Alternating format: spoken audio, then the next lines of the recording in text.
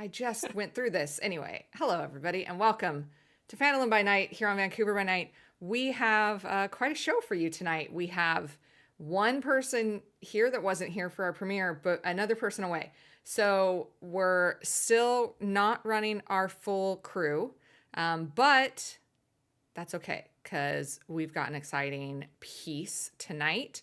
Um, I I need to introduce our players, but first I just want to say a really quick thank you to our sponsors, Mikhail Arturia of Arturia Designs. I know Naja has one of those dice boxes. Good Lord, those are beautiful. You can visit him on Instagram. The link is in our chat. Illuminagents is a comedy web series that weaves real conspiracy theories into sci-fi short form episodes. It's shot in Toronto. This indie production will leave you laughing and questioning reality at the same time. Season 1 is out. It includes a musical finale. You can see it free on Sika.tv. Sarah, the fangs are that Sarah's rocking tonight. Orc.style is an adults only fetish fantasy fashion brand for all of you orc loving monster huggers out there. Orc.style shirts, underwear, and accessories are sure to drop your intelligence, but increase your confidence by 10 points. They've also just released their Chompers Orc Tusks. Chompers are perfect for gameplay, roleplay, and streaming, as you can see Sarah has here.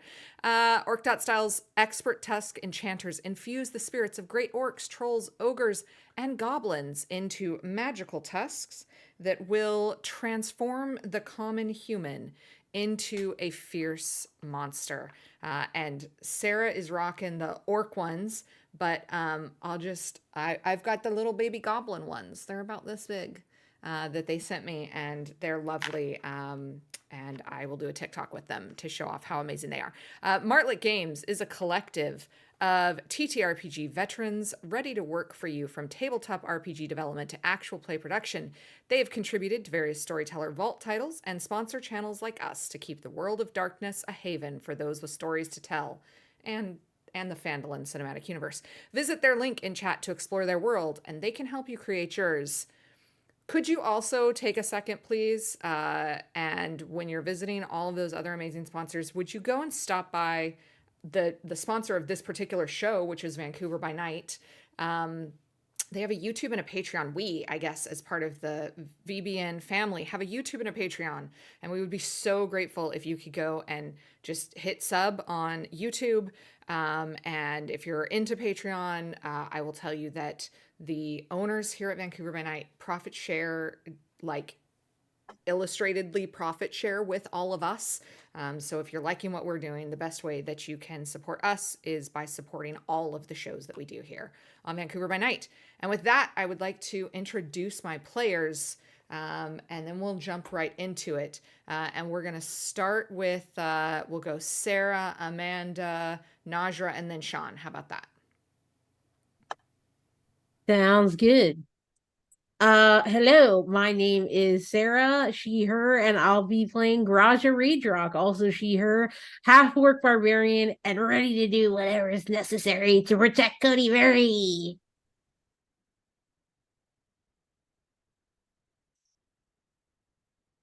And who did I say next? Amanda? Hi, I'm Amanda. I play Whimsy, the Tiefling Warlock, and as always, Whimsy is here for a good time and a long time, hopefully, and he's really just along for the ride, here for the vibes. He's on holiday in this realm and loving every minute of it. He's chillaxing. And Najra. Hey everyone, I'm Narja. I play Jard, the Far Genasi monk. The cat that is going to appear is Loki. Say hi, baby. And here, happy to be back with the crew, and let's see what we can do to save the world. Fantastic. And just before we get to Sean, I will say that Amanda is not with us tonight, but you can follow her. She plays. No, Amanda is here tonight. Nikki is not here tonight. Hi. Wow. It's going to be one of those nights. Nikki is not here tonight.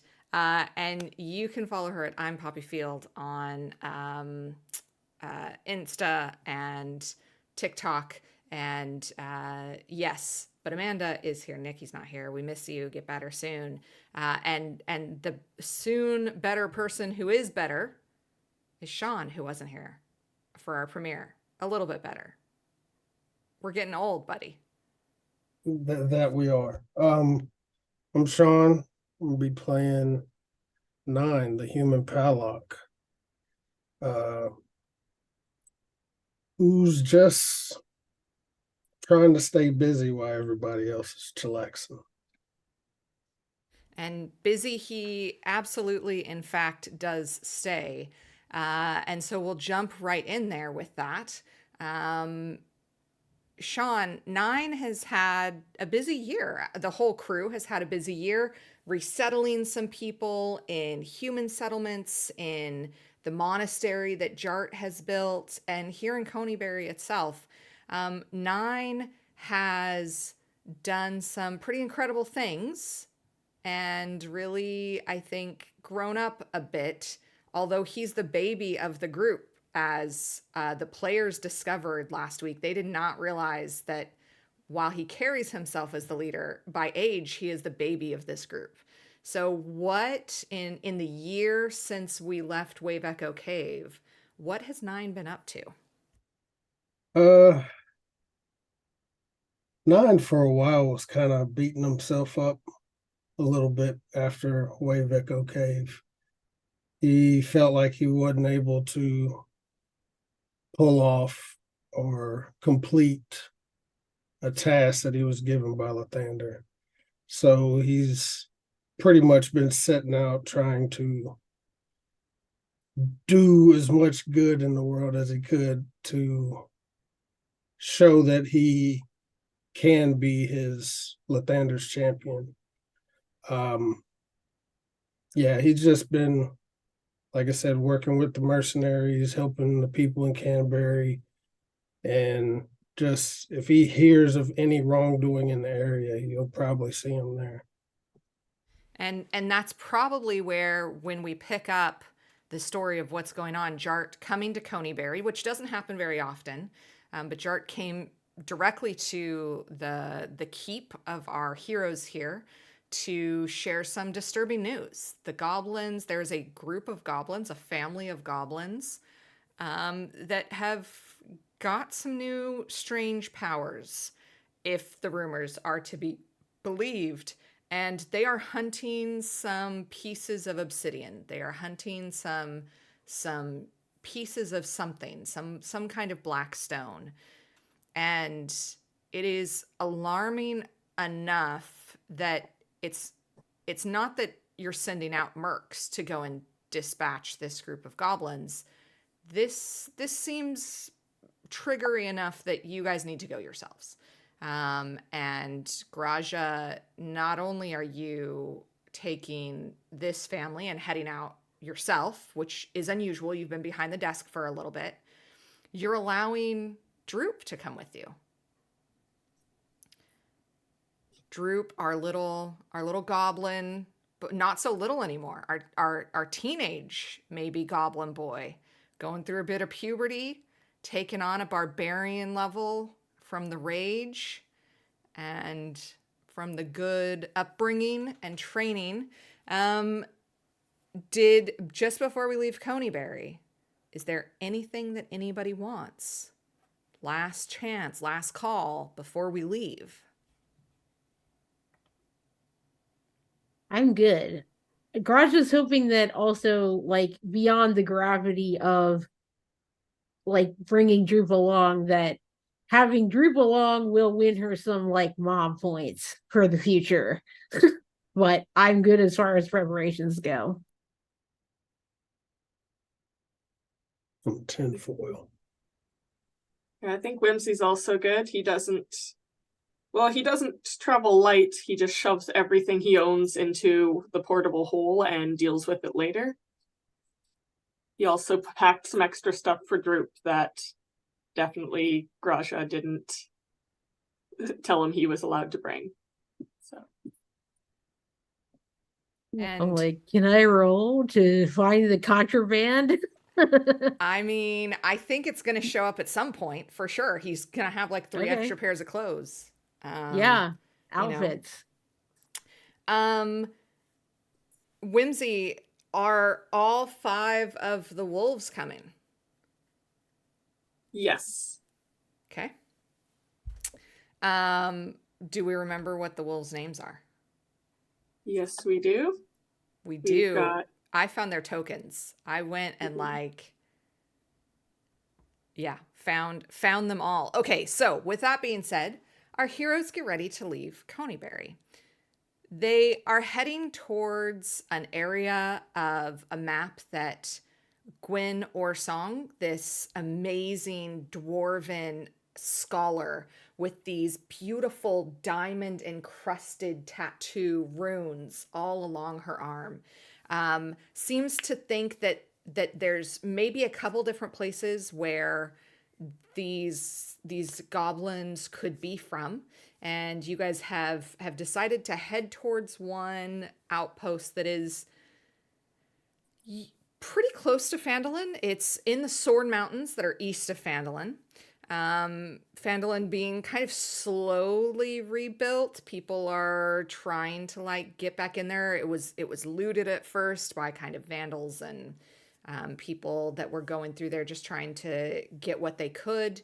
But over time, it became abandoned fully, and that is when people started feeling that it was okay to move back. There is kind of a small convoy of about 5 families that decided they were going to go together for like protection, and they've slowly started to resettle the area. You guys are headed though to this is a Duragar mining outpost in the Sword Mountains. And this one, I mean, the map is going to show, but you guys will come to find out at a point that it is called Zorzula's Rest. I'm just trying to make sure that the map is going to show what it's supposed to show. There we go. That's a little bit better. Oh, hello. Hello.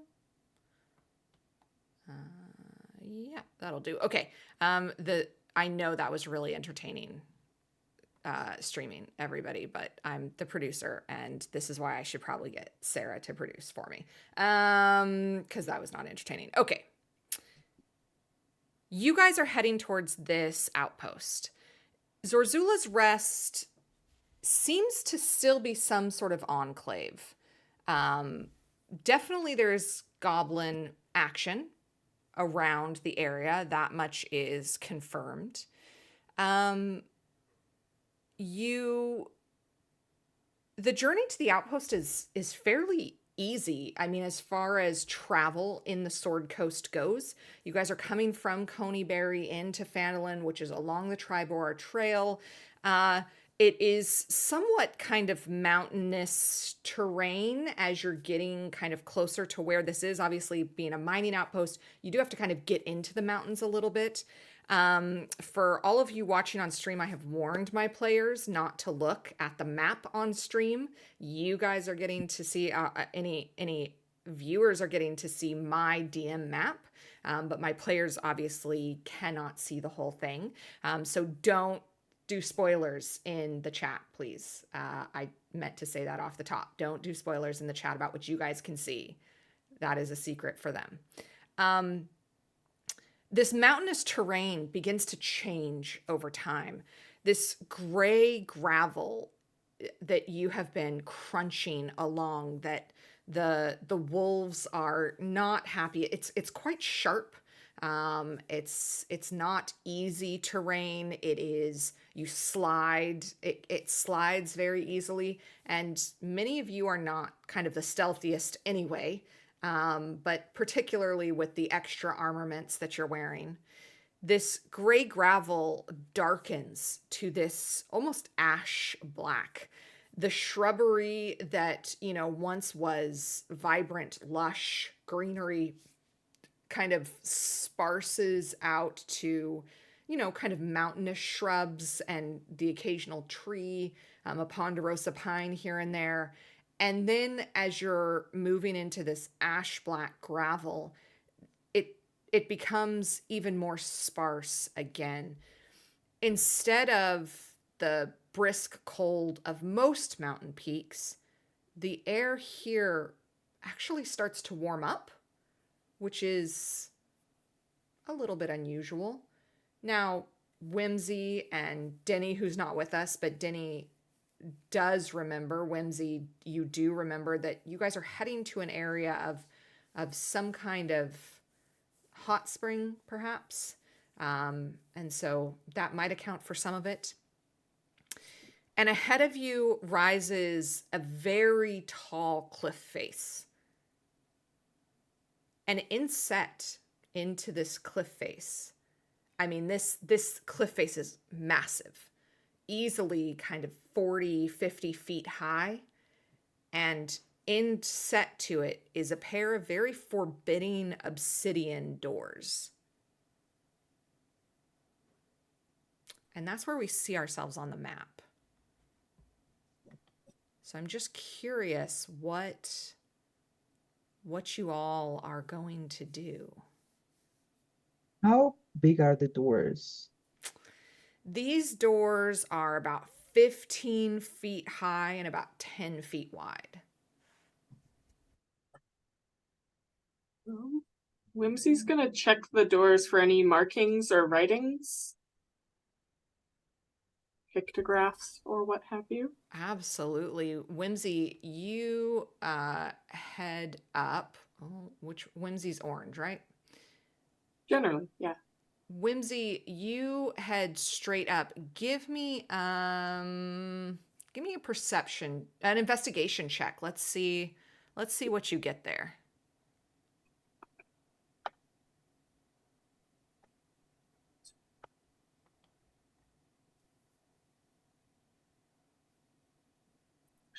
Oh, do that. I forgot to dig out my real people dice, so we've got a Oh, separate slow motion ones shoot, I don't for even this remember one, what and my I'll dice dig are. them out for the next roll. Well, it's not great. 11. 11, you start to look very closely at these doors, running your fingers along the weather tempered obsidian, and it's not necessarily that you find something in, you're trying to figure out like what is just weathering versus was there something once carved here. It's more that you hear a very curious kind of from Berold, who has caught the smell of something on the wind. Whimsy glances back at Berold and basically asks him what's up. You notice immediately that the other four wolves are on high alert, and all of them are kind of sniffing around. They're starting to kind of like spread out a little bit and sniff around to see where this smell is coming from. Mine throws up a divine sense. What does divine sense look for? It's looked for good and evil, anything affected by the hollow spell, consecrated, desecrated items.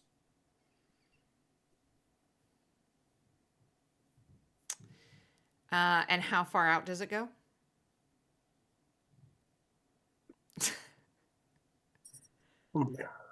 60 feet.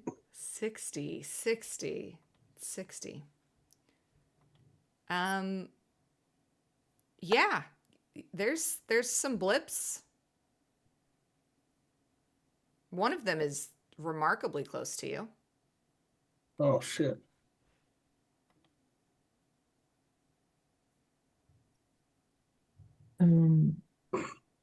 Is it Does just it- one? Does it show, is divine sense will like, is it more of, how does it work for 9 is my question. Is it like GPS where it shows exactly where it is? How does this work between 9 and Lathander? Is it like GPS, or is it more of like there is a sense of like my spidey sense is tingling, my intuition is that something's not good here. How does it work for Nine and Lathander? Pretty much.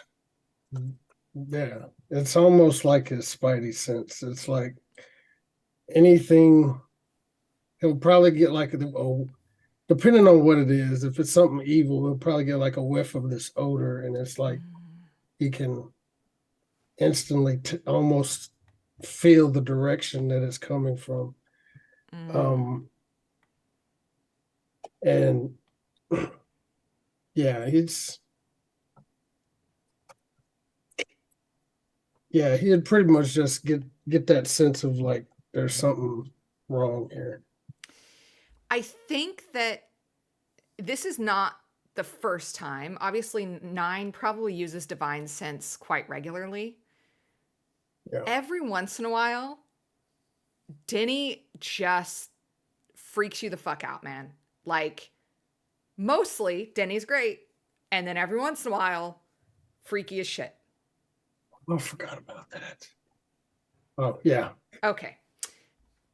If you're new to watching us, you can go back to season 1 to find out why that is. And in terms of the other ones, there is a more absolute, like, evil, not good, bad, very bad day kind of vibes coming from behind, not like directly behind the black doors, but slightly up and to the sides. And as you look, give me a perception check. First roll. Nope, second roll. First roll for Sean, season 3. Terrible.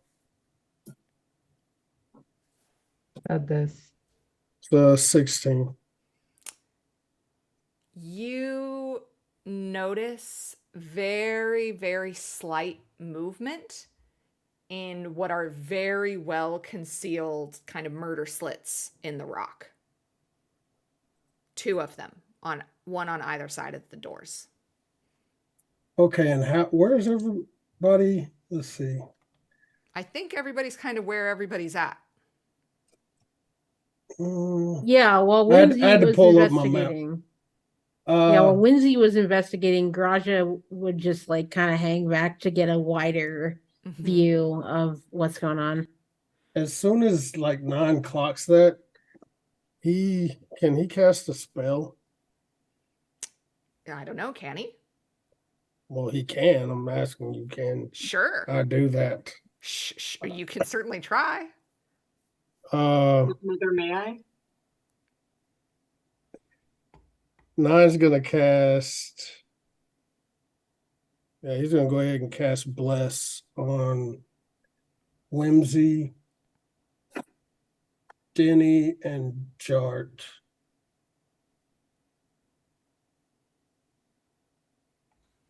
Whimsy, Denny, and Jart. Yeah, because Whimsy's right up under the door, so fuck. And then 9's gonna look over the garage and say, somebody knows we're here. There's movement up there. Okay, look alive, everybody.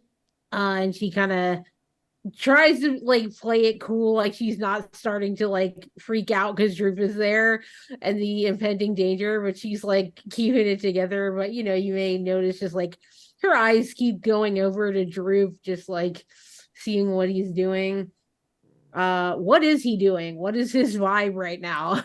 The second that you're like, look alive, he has pulled out his dagger and he's like halfway through conjuring something with his hand.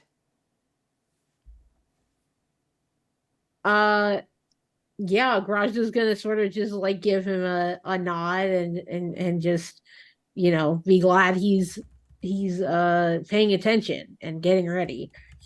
Graja also sees the wolves on high alert and sniffing around. I'm wondering would Graja like put together this information that we've gotten that the goblins are like seeking these obsidian stones, and then like the door before us now, like could be like there's a connection there, or Make an intelligence roll. okay, intelligence, yeah, yeah. It's not as bad as it used to be, folks. That's a 14. 14's not bad. Yeah, No. Graja, you guys were looking for obsidian. There's a shit ton of it right in front of you. Has to be the place. Yeah. So Graja communicates that to her. She's like, this definitely is the right area. Remember those black rocks? This is the same stuff. So this gotta be it. But and then she kind of lowers her voice. It's like, we gotta figure out what the best approach is, especially Nine, if you're saying you've detected movement and we, you know, should we just and are there any, like, you mentioned the murder slits, but there's no like windows or balconies or anything like that on this structure that we can see, or this cliffside? There is kind of in this path that you're looking at, there is a slight and in fact you notice it because Gary and Kyle immediately, like, as they're sniffing around, go and find there is kind of like a maybe just a very slight trail that you definitely it's well hidden. It's for tiny little goblin feet, and it kind of curves around the back. Okay, so Graja will say, there seems to be a trail around the back. I think maybe we should go that way before we interact with the door anymore. And I think she like tries to catch Whimsy's eye and is like, come back this way. Whimsy was glancing back that way because he was checking on the wolves and what they were sniffing around for. So he does casually, like he's thinking of it on his own and like nothing's up, just saunter back away from the door, whistling casually. The second you kind of come back into view, Whimsy, because the murder slits don't look directly down, the second that you come back into view, I need everybody to make an intelligence saving throw, please. Oh, Including no. make one for Denny, make them for the wolves. Yeah. So How many rolls for me? Okay, All right, I'm gonna wait. actually use real dice. Let's get dice out, people. Yeah. All right, That's a nat 20. Oh, Ooh, nice. That's a nat Okay, 20 that's for a me. 22 total. and are you rolling also for Denny? Oh, I Jark, don't know did what you Denny roll a 1? adds, but I can. Yeah. What's happening? No, I take You it got a back. I don't want fifth. my nat 20 anymore. I got a 15. You roll for Danny or do I roll for Danny? Yeah, what does Denny add? I will have to look at Denny, and if somebody here, I'll roll for. I have the shit open. Droop Okay, got a okay. 17. So it's not Okay, that that's pretty great good. though. It's a Denny. 6. Yeah, that means Denny only got a 7. Yeah. Okay. Okay, so Garage a natural 20. Great. Jart a 1. Denny a 7. Yeah. Whimsy a what? Whimsy natty 20. So Yay. 21. And wolves in order 13, 6, 18, 12, and 19. Okay, and Sean? 9? 15. 15. Well, those of you who rolled a 13 or below, you feel your muscles start to constrict. And it's not that there's something physical. It's that, like, when you really like you need to get up out of bed and you just cannot will your brain to get you out of bed. The lack of your brain controlling your body is never a good feeling. Definitely not when shit's about to go down. You also are going to take a certain amount of damage. Well, everybody's going to take damage, but it's a matter of how much you're going to take. Those dice are so pretty. If you failed your save, you take 20 points of damage. If Ah! you succeeded on your save, you take 10 points of damage. Those of you with a God. natural 20, if you have something else, like, I guess probably none of you are rogues, you don't have dodge or anything like that. I was about to say, I don't think I have anything that would help in this situation. Okay. So I still take It's- half. Yeah. Okay. Yeah. It's any Also- specific type of damage? Sorry, it is very specifically, it is psychic damage. Ooh. We're in it now. It's starting already. Yeah. And I will record the damage for Denny and for Droop. So all but 2 of the wolves are down. And we will get everybody to roll initiative. Friends, Oh my time. God. What's that? No. Okay, so No, I'm not ready. okay, we did well with initiative. We I'm did gonna better say it with was initiative. Carl and Kyle who survived wolf-wise. I got a 20 on my concentration for Bliss. Where is Yay. That's good. There's my initiative tracker.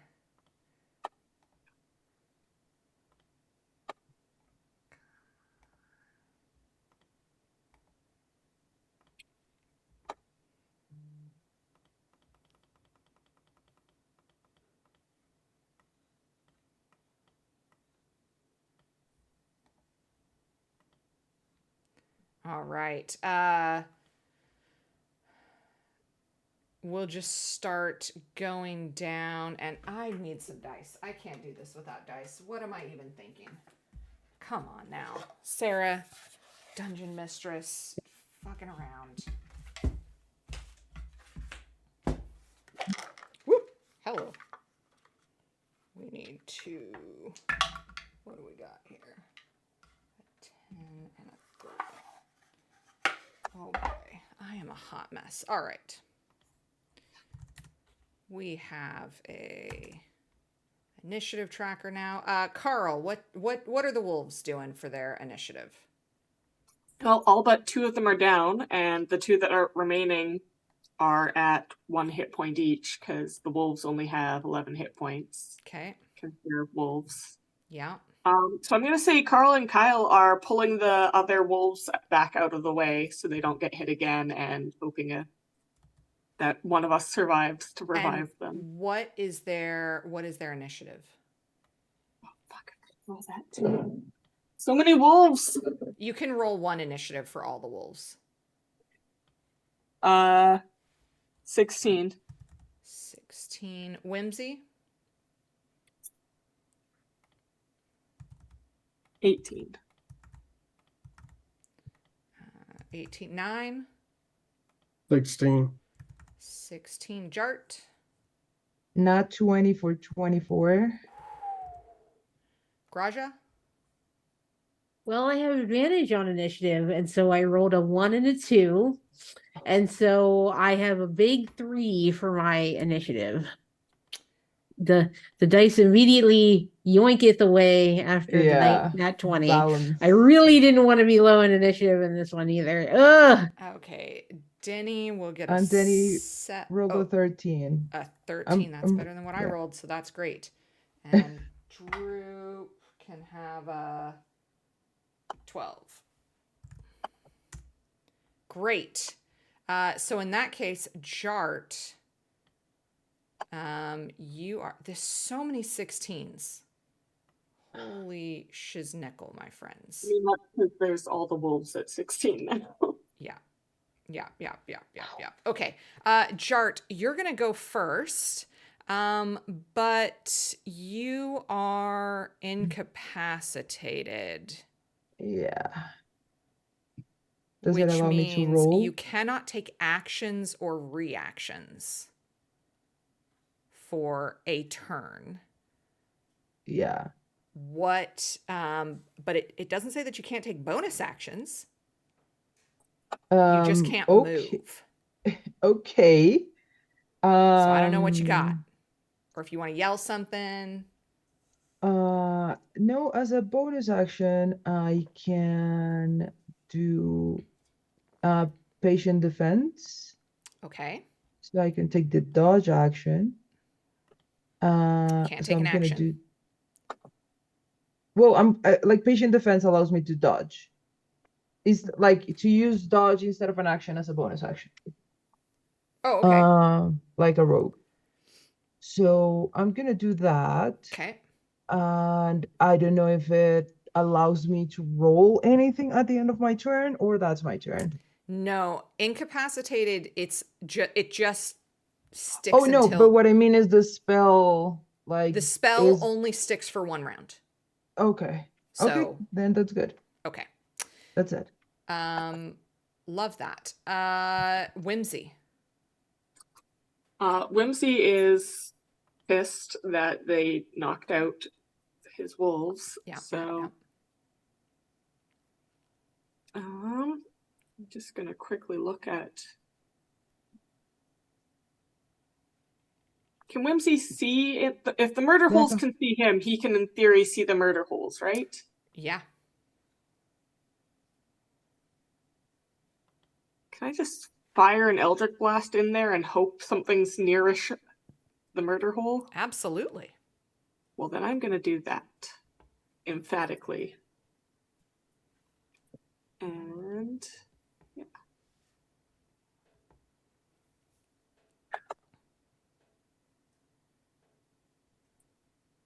Fuck, and I started rolling on the sheet again. I'll take it. As you are uh, your kind of back is to the doors. So you look fully at your wolves and your friends as this piercing headache kind of starts to warble through. Now, you got a nat 20 on that, did you not? I got an 18. Whimsy just has ridiculous amounts of things that get added You got to an 18.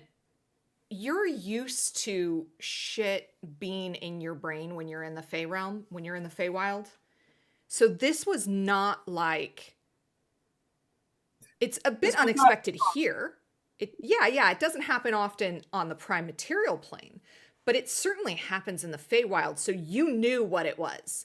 And also thanks to your dad for kind of torturing you a bit to teach you how to not get sucked into this, you you were able to like throw up a mental wall pretty quickly. But in horror, you watch as three of your goodest boys go down hard. And some of your other friends kind of start to lock up, this look of shock and scared on their face. You guys haven't even started the adventure. You guys haven't even done anything. And this is a level of unexpected this is a level of unexpected combat that you were not ready for as a group, and it dawns on you all very quickly that some old habits are going to have to come back quick of teamwork and looking out for each other. And Whimsy, you kind of have to put your faith in the healers in the group because 3 of those wolves are down. Yeah, Whimsy's seeing vengeance right now. So Yeah, first Eldritch Blast is a 25 to hit. The next one is Oh, a 22. it And shoots through you. You don't even look. This is a This is like a Harlem Globetrotters trick shot of just like finger guns crossed behind the head, John Wick style. Just absolutely. don't mess with the guy's dog. Never, never. We will learn our lessons. The bad guys will eventually learn this lesson. But in the meantime, your back is turned, but Nine, you're looking up there. Graja, you can see as something absolutely takes this Eldritch Blast hard because you see like a speck of green, immediately some like a red puff, a speck of green, and then the hallway in behind the murder slot illuminated as this green thing hits the back of the wall, as the Eldritch Blast kind of illuminates that space. Whimsy, how much damage does that do? One beam did 10 damage and the other did 11. 21 points of damage. You hear Two separate this. ones or same if they were crossed beams? Yeah, sorry. You're totally right. Let me give 10 points back to this guy and take it from this other guy. Good call. Yeah, it got ugly real quick. And the game is afoot, as Sherlock would say. Whimsy, is there anything else you'd like to do on this turn? Whimsy's going to press back up against the door. Mm-hmm. So that he is not a visible target anymore. Okay.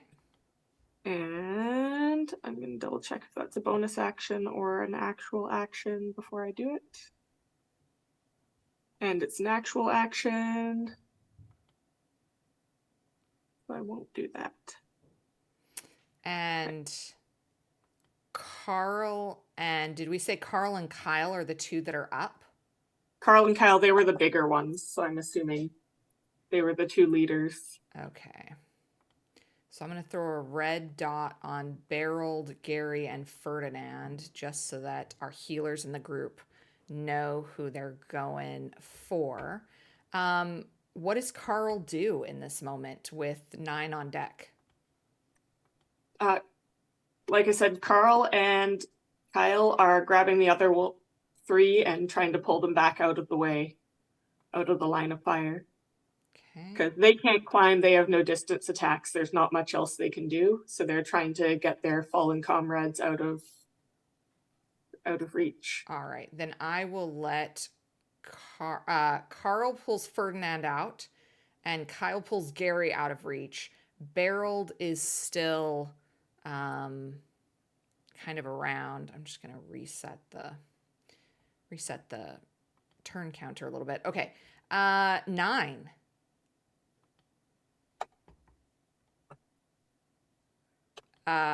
You are muted, Sean, and also Denny is on deck for who's ever playing Denny.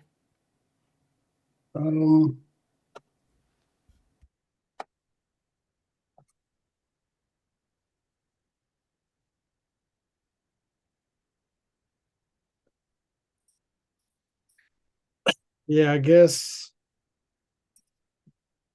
9 is gonna try to use his movement and I guess his action to get 60 feet of movement and get over to Berold. And what are you doing with Berold? Basically, he's going to reach down and he's going to do a quick lay on hands, throw like 2 or 3 points into him so he can get up and have him run over towards the wall. And with the rest of my movement, I'm just going to scooch right up next to the wall. Okay. And as you pump those 3 points, you share an initiative with Berold. So I'll say you pump those in. Berold immediately gets up, kind of like licking your hand, and limps behind you and gets pretty close to Ferdinand, looking quite upset, but up. So 2 are still down, but at least out of the rain of fire. but at least out of the rain of fire. And as much as I super hate Whimsy, Amanda, I won't force you to do this. I will do this for you, but we do got to roll I know. Saves. some saves on the puppers. It's just 2.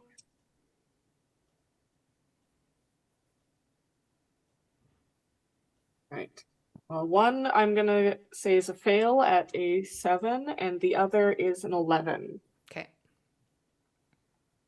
So, I guess. In which case, Denny is up with Droop on deck, Graja. And Jart, Najra, are you playing Yeah. Denny? And then Sarah, you're gonna play Droop? Got you. Yeah. Okay.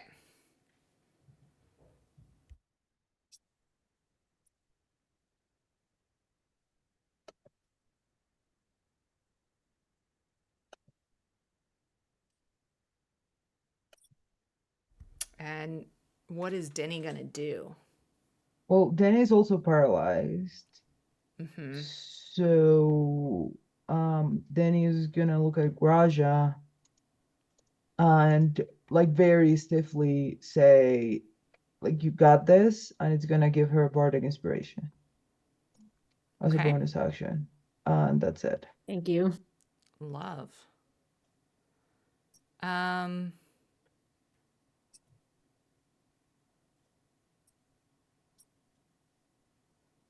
Is that a D8 Can now? you it is a D8 now. Yeah. Okay. Najra, can you see all 3 of the inspirations that Denny can do?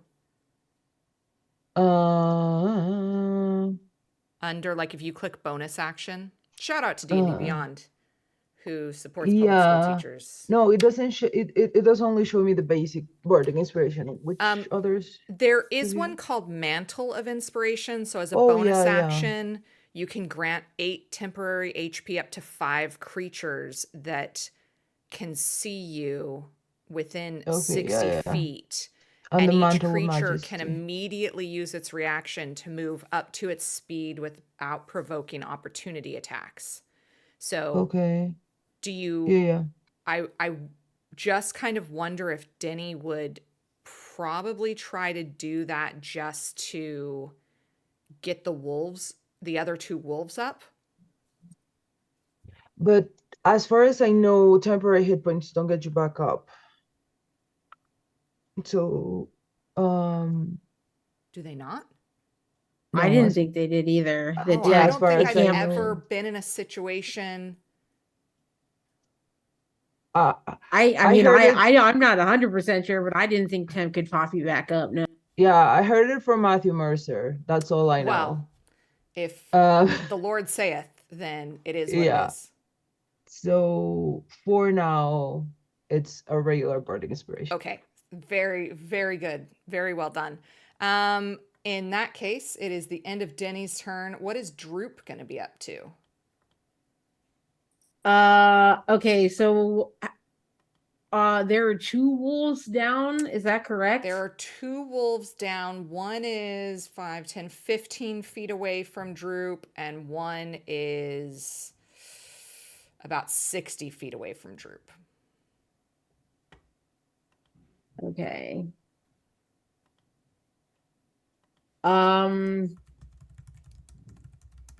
I think that Droop has a great affection and respect for the wolves, so I think he's going to move down to the closer wolf and cast 1st level cure wounds to pop him back up. To Ferdinand? Yeah. Yeah, absolutely. I agree that and also kind of gets Droop out of the way of things. So Droop is gonna, because Droop is so tiny, he's still just a little boy. He is going to pop himself right even behind Carl and lean down very gently. You see him pull out the holy symbol that he carries, and leaning down, you see kind of a vein start to, or maybe, I don't know, Carl sees a vein start to pop as he has to like almost Hulk like hold back this rage that is just always under the surface right now these days. And he reaches down, grabbing his little out of his mithril chain that Sugar Daddy Denny provided. He reaches down and pulls out this holy symbol and says something really quiet, and then really gently like puts his fingers out, and as he lets go of his holy symbol, you see him start to just braid a little piece of the hair of Ferdinand, and he's braiding it into this fucking amazing war braid that Graja taught him. And as he's doing so, just this act of love and compassion pumps some favor of the gods into Ferdinand, and Ferdinand takes this deep breath and immediately, kind of looking to where he is, can smell the whatever it is above him, and it lets out this hearty growl. Whimsy, you know that he is okay. And Drew got him for 11 HP. So Full, That's cool. not just Yeah. okay, fully back. yeah, yep. Yeah, It was a amazing. good roll. Max healing, actually. Amazing. Well, the wolves can take anyhow. They have 11 hit points. Okay, so in terms of Is there anything What else Droop else? would like to do? yeah, I'm trying to think here. Do.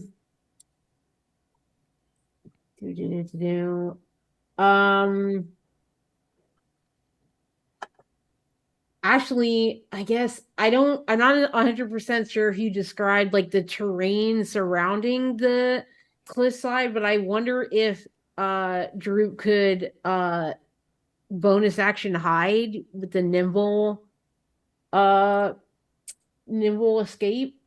Yeah, I think Droop also, because he's so small, doesn't he basically have that thing that he can hide beneath something bigger than him?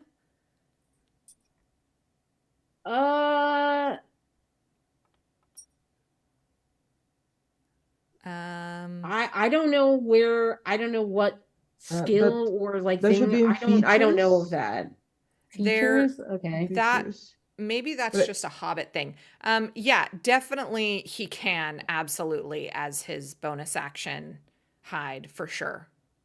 Yeah, so I think he, after like restoring Ferdinand, probably maybe has a little bit of Raj's voices there being like, this is obviously very dangerous. So hiding is a legitimate tactic in this situation. Absolutely. So yeah, he's Absolutely. gonna nimble escape, hide his bonus action. He nimble escapes and hides, and it's a good thing because it is just seconds after this ferocious growl escapes from a fully restored Ferdinand that we see Denny and Jart seize up almost.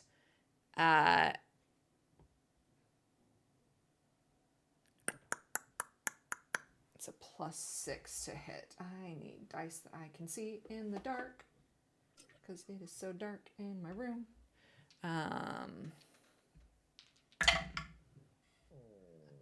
Wow, that was some super shit rolls from that guy. Jart, you feel this piercing in your head again, but this time you're slightly more prepared for it.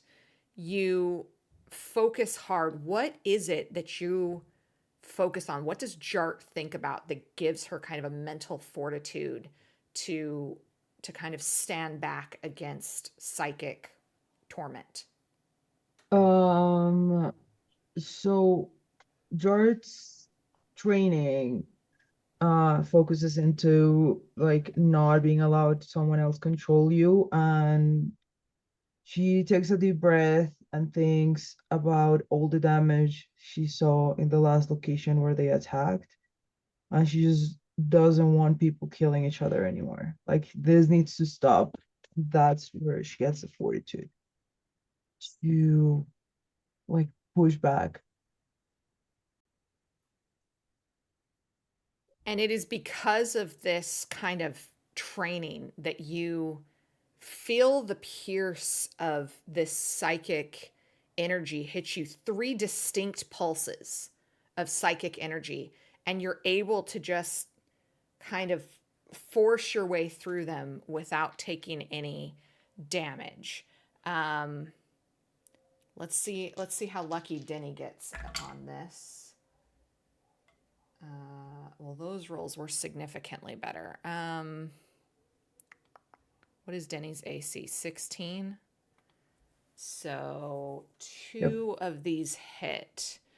Um, you, not that you can look over Jart, but Graja, you certainly can.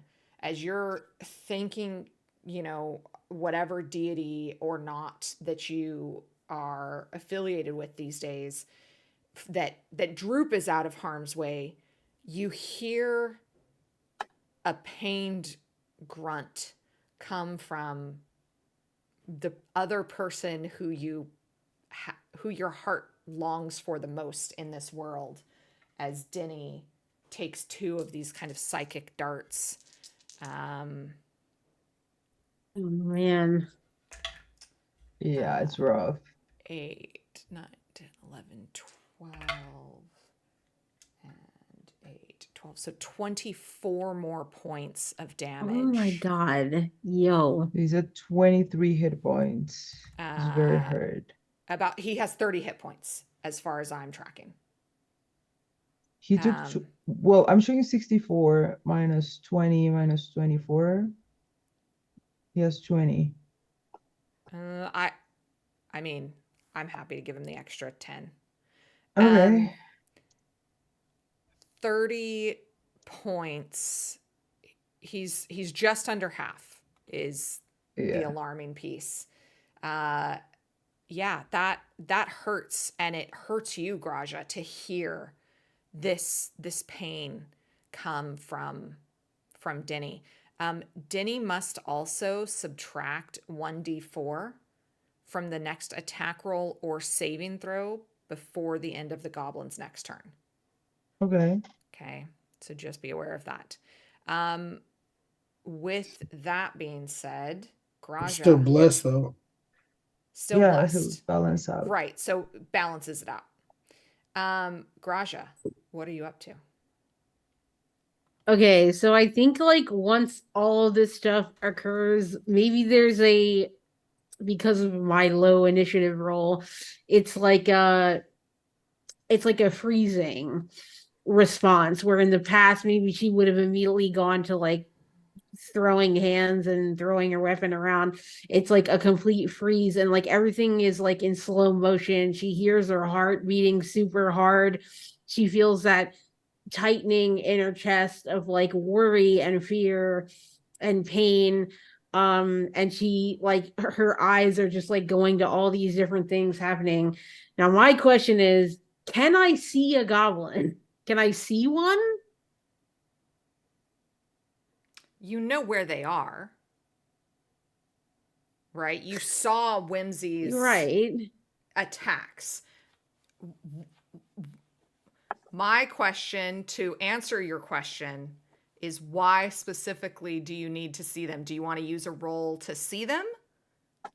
Well, I guess I'm just thinking I'm a melee attacker, so like how am I gonna I don't know. I'm trying to get the most out of this turn and try to do some damage, but like even if I move up to the murder slit, I don't know if I can like The murder clock slits them from are there. They're are tiny. Yeah. and they're up kind of Right. almost above the door, which is like 15 feet high. So So that you'd doesn't work have to either. like scale some rock, which if there's anybody on this team that's able to do that, for sure as shit, it's Graja. But you'd be scaling some rock to get there, and then punching, grabbing, pulling through, serving head kick, whatever it is that you're doing. But athletics would definitely be a piece of it. The other thing that's there is the door. Like,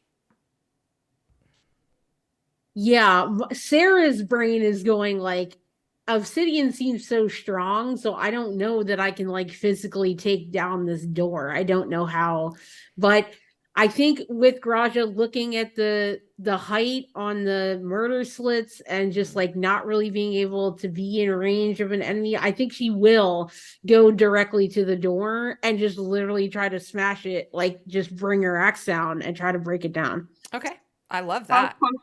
how close does Gracia get to Whimsy when she approaches the door? I mean, I'm gonna be right next to you, like here. And is Whimsy right after? Whimsy's right after. Nah, nope. Sorry, Jart first, then Whimsy. Can Whimsy say, hold up, and get Gracia to hold her action? You need to make a fucking high persuasion roll. Yeah, Because that's Graja is gonna be a tough one. I and mean, Graja, let's make whatever a DC wisdom you want. saving throw just to kind of Okay. see. Roll Sure. the 12. What do I add? What do We'll I do add? opposing rolls. That's an 18 for me on a wisdom save. I rolled a 12. See, that's the thing. It takes almost as long for me to find my shit and add it all together. All right, so that's a 16 all said and done for a persuasion. You go to put your hand up and you're like, "Hey, stop." And you see that not only is Graja not going to stop, you're about to not have a hand, and you manage to just swipe it out of the way as Graja comes down hard on this door. Give me just a strength check, Graja. Just how hard Yeah. do you hit this thing? Yeah, that's what I'm hoping here. Oh, sweet. Okay, that is a 19 on the die, so that's gonna be a 24. You hear rock grinding against other rock as this door, I mean, is unbelievably the heaviest Yeah. thing that you have ever come up against. And it moves a solid like 4 inches, which doesn't quite clear how thick the other door is. Okay.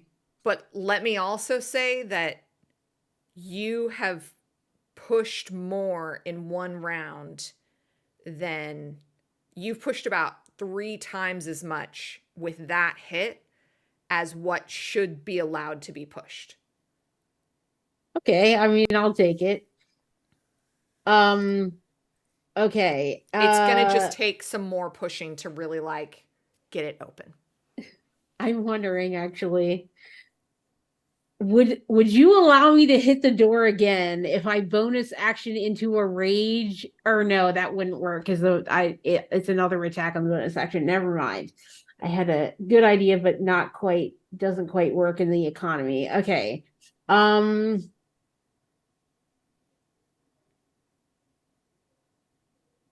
I do get an extra attack, but this was just a strength check, so it's not really an attack. Yeah, but Okay. that was the attack, right? I mean, it's not the axe that really does anything. It's how much you pushed against it. Right. And okay. So it's not that you're going to swing your axe again. It's that you're going to keep kind of pushing into it.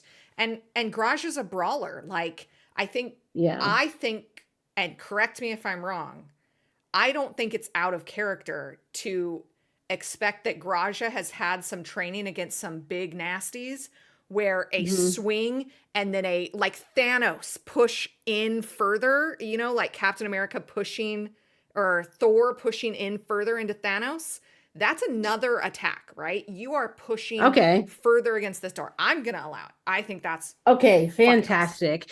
So shall I just do it same as last Another time, strength check style? Okay, great. Yeah. Thank you. Thank you so much. Okay. It's Not a as pull good. door, not like this. Yeah, not like this. That's a 14 that time, A unfortunately. 14.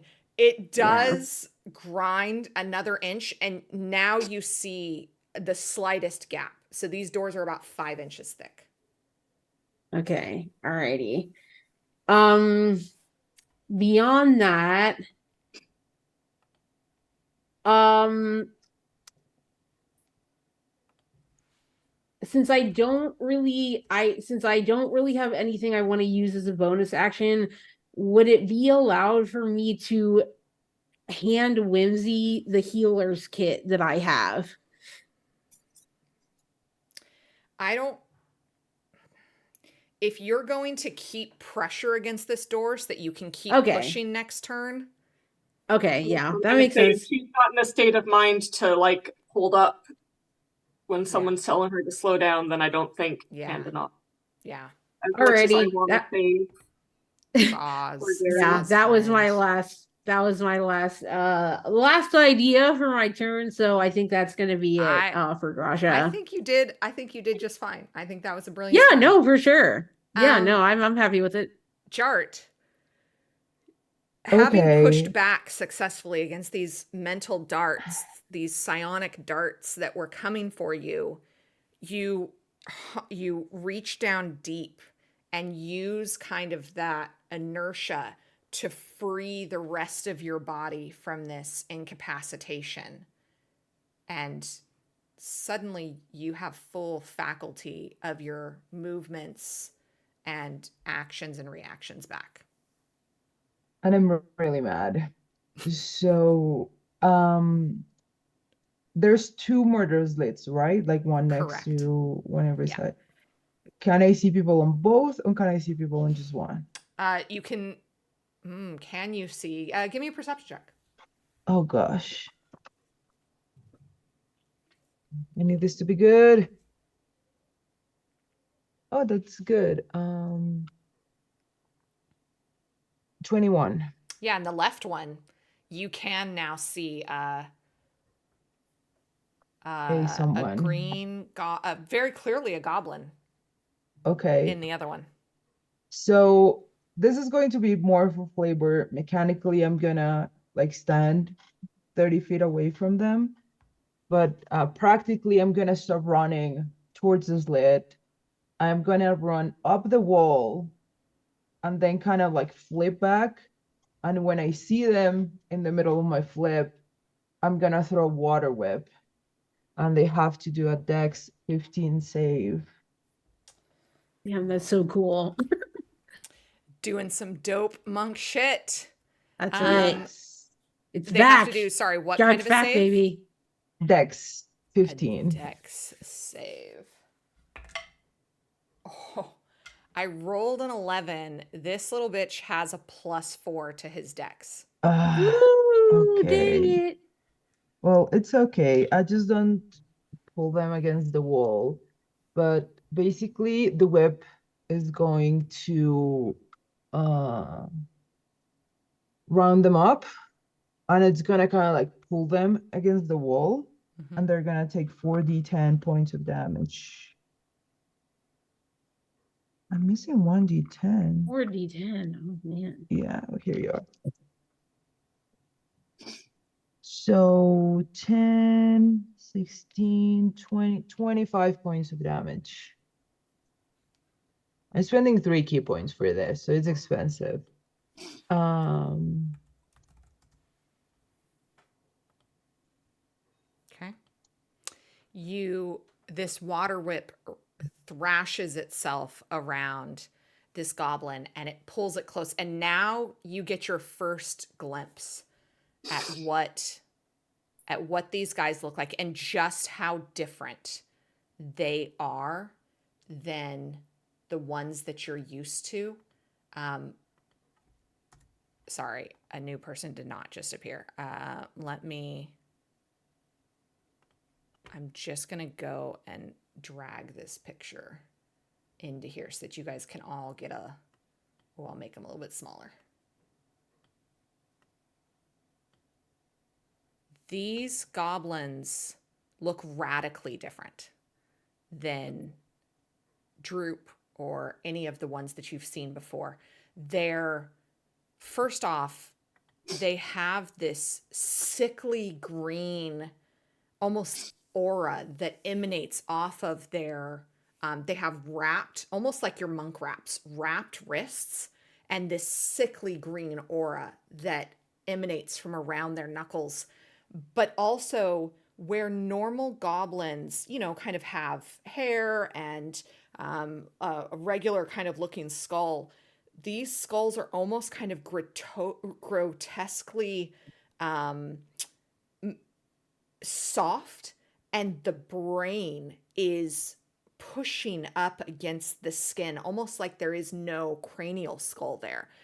And again, this same kind of green aura, almost like heat waves off of the top of their brain.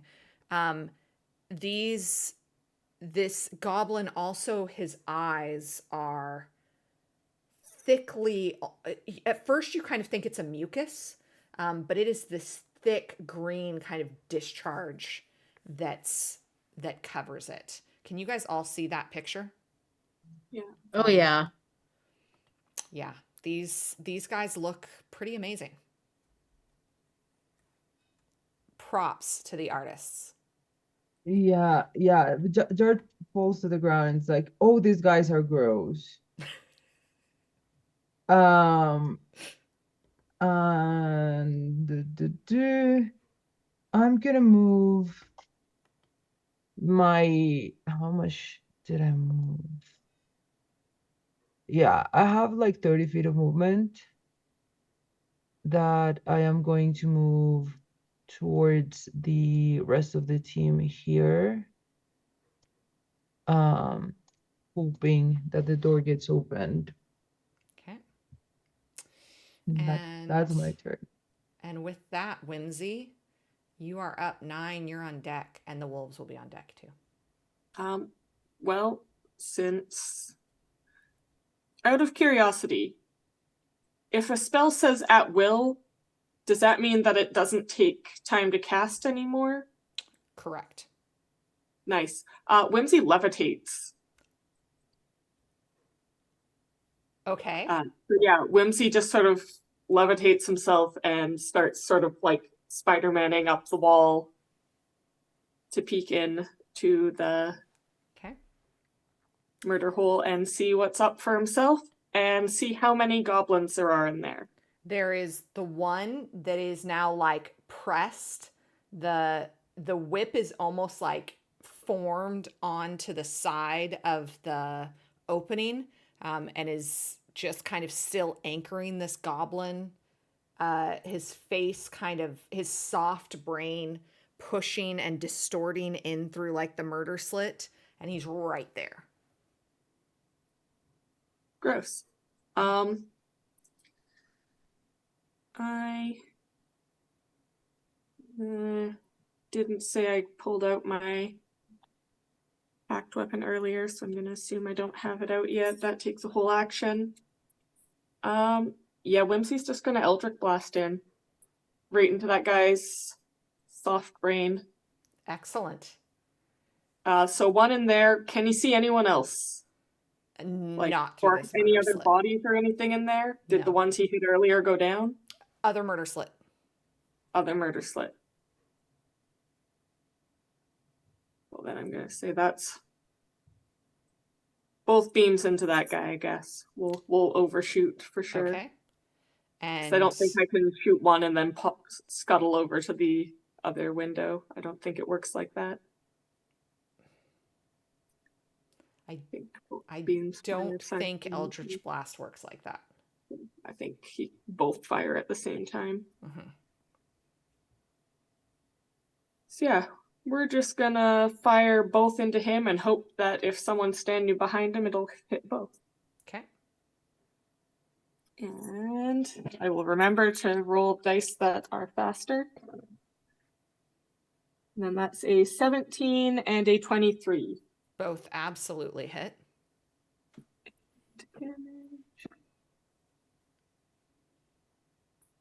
And that is a 12 and a 4. No, a 5. I can do that. You send these two pulses directly into his brain, and his brain, where the Eldritch Blast finds its target, the skin, which is already kind of paper thin, starts to split, and you see the like ichor of brain fluid start to mix with the greasy hair of this goblin, and you hear him make quite an unpleasant squealing sound as this is occurring. Yeah. Doesn't die though. He does not die. He is still up after all of that damage. Gross.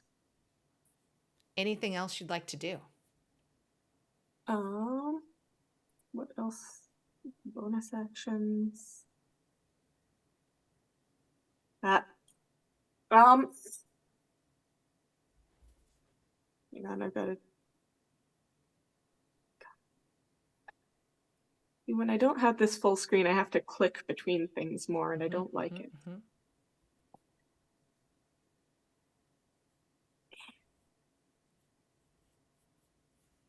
Let's see.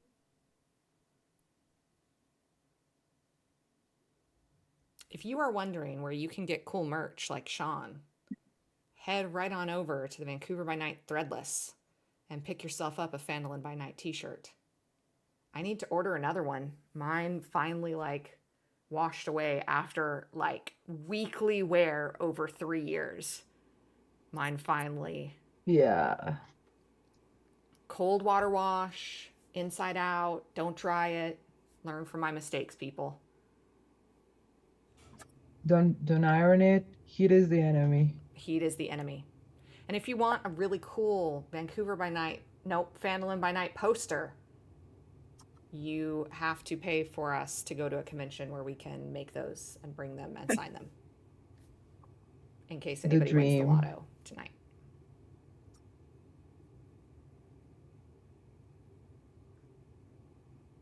Whimsy. Whimsy Scott. is going to Misty Step.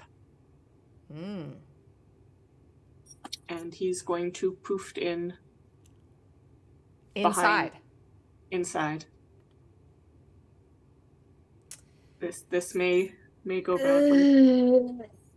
You guys see Whimsy disappear through the murder slit. Not really. You see like this orange trail of smoke go through the murder slit. You've all more or less known that Whimsy can do things like this. It's not like, where did they take Whimsy? They psychically evaporated him or something like that. You clearly know Whimsy has done this of his own free will. Whimsy, inside, you are in quite a narrow, small hallway. And to your left immediately is the one goblin. It's like enclosed. It is like a, like a hallway in, where there's like exit on either side and the two murder slits. Let me light up just this area here. On the exit where they're like the exit on either side, there's stairs that go down. So you're on kind of a second level, and then there are some stairs that go down and curve out of view. Okay. Anything else you'd like to do?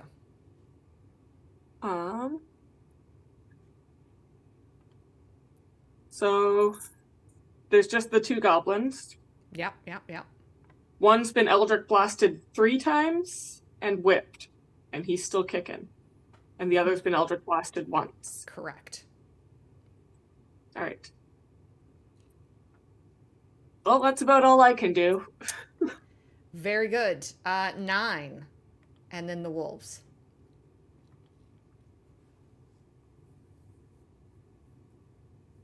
Damn. Kyle's still hurt, ain't he? I think there's one wolf still down, yeah. Yeah. Go down, and all but one of them are injured. Yeah. Wolf is hurt, but we need to get in this damn door. How far am I? All right, Nine's gonna, I guess, move up right by Garaja Okay. on this door, and he's already has a shield on him. He's just gonna grab his class, hoping Lathander help him, and fucking ram this damn door with his shield. And because you and Graja have worked so long together, we determined last season that whenever you two are attacking the same thing next to each other, that you get advantage on these rolls. So you're going to do these attacks with advantage. Okay. If this is the bonus of when, if you're a DM and you're watching and your players are building great role play of working together and fighting together, this is a way that you can give them some really cool bonus that they can use in character. So as Graja has one hand against the flat of this axe, pushing, 9 comes in almost sliding in place, giving the same amount of leverage with the cap shield, putting the full like weight of his forearm and elbow into this. Graja hearing the familiar steps of her friend shifts just slightly out of the way so that they can be in line together, pushing this door, getting maximum leverage. How well does 9 do on this? These That's are a just strength checks, Oh, okay. but they're going to be at advantage.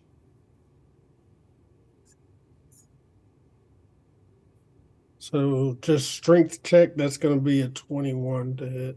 21. You hear the grinding. Graja, you feel the door release even further, another 2 inches. So now you're 3 inches clear. Not quite big enough for Droop to get through yet, but would have been big enough for Whimsy to Misty Step at this point, which is great. And Sean, 9 has 2 attacks now, right? Is he going to just keep pushing? He's had 2 attacks. All right. Yeah, Give me he's that gonna next strength keep check. pushing. At advantage.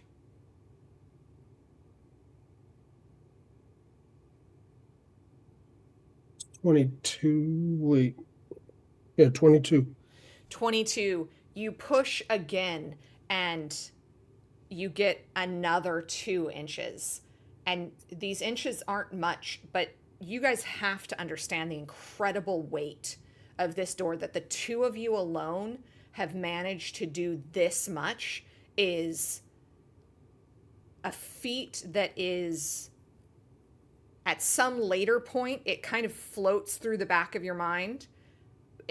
I would imagine that it hits both of you at the same time, that you're like, later when we're sitting by a fire, this is going to be a moment that we're going to reflect back on, of like, holy shit, we might feel this in our muscles in the morning. Maybe not 9 because he's so young. Graja, you might feel this in the morning, but right now this is absolutely superhuman, the way that you guys are working through this. 9, is there anything else that you want to do, that you can do while you're fully like pushing against this door? Well,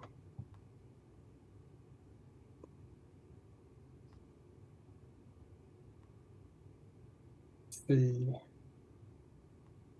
And that goblin's still pretty much shooting at Denny, right?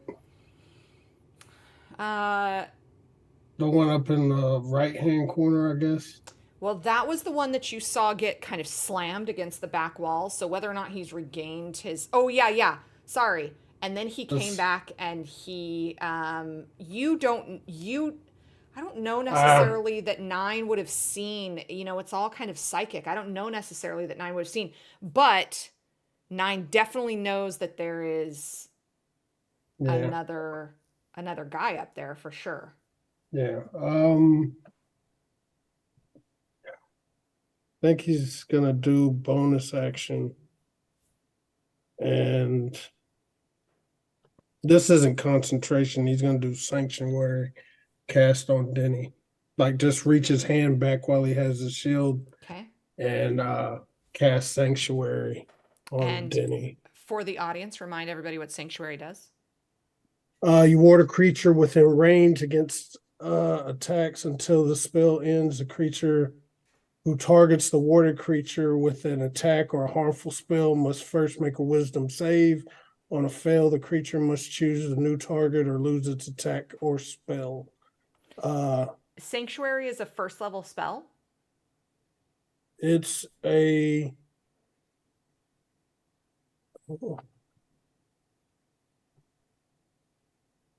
Is it at will it's for a Nine? it's a bonus action. I Oh, don't know what great. No, that's lovely. If that's a bonus action for Nine, yeah. that is beautiful. Love to see it. Um, absolutely, that happens. You reach back, kind of sending this wave of Lathander's crest pressed up against Denny, giving just this shimmering outline of Lathander's crest to the still kind of tightly tensed Denny, who it's not. I mean, look, if Nikki were here, I feel like this has to be said. Denny is at least a little bit glad that these have been psychic attacks because the clothing still looks immaculate. Like there's no blood, there's no rips. Like, you know, we've got to thank the gods for the little mercies, the silver Silver linings that we linings. can find, right? Yeah, absolutely. And Denny now additionally has this very shimmery shield, which complements the new vest quite well. Fantastic. What doeth the wolves, Whimsy?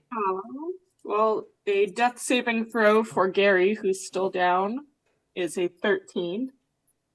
Okay, it's a save. And then, is the gap in the door big enough for the wolves? Not quite. It's about 5 inches now. About 5 inches. Um, I Getting will say close to droop sized. close to droop size. Right. Um,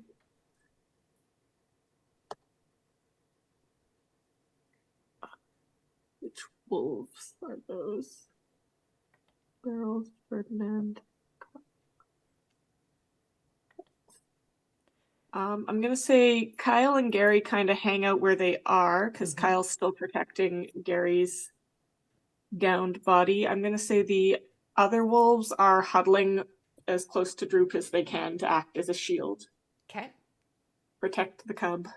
Protect the cub. Absolutely. Um, what is Denny? Denny is up and then droop.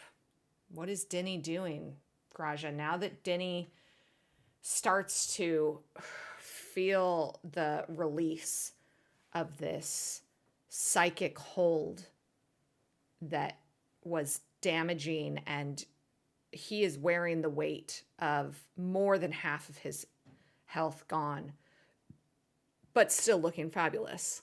What is Denny going to do? You're muted. Okay, so even though Danny is very happy that the clothes are not damaged, he also wants a little bit of revenge, and he also doesn't want Whimsy doing things all by themselves. So he's gonna try to peek through the slit. I guess I have to roll for Yeah, that's a perception check. yeah. So oh, I don't think he sees anything. Um It's a 7. So he had a plan, but I Okay. don't think it's gonna work. I mean, Um, what was Denny planning on doing? so then he was planning on doing the same that Whimsy did, which was Like a misty just step? miss this step, but he has to see something inside this lip to do that. Um,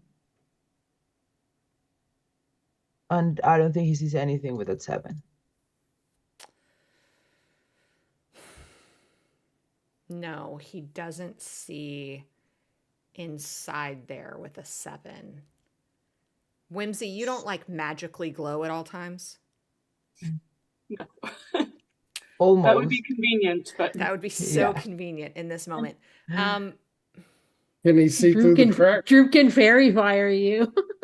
Yeah. uh, Can he see through the door crack? he can't. He can't. He could move a little bit to see through the door crack. Najra? Uh, okay. But the door crack is like 10 feet below the slits, right? Yeah.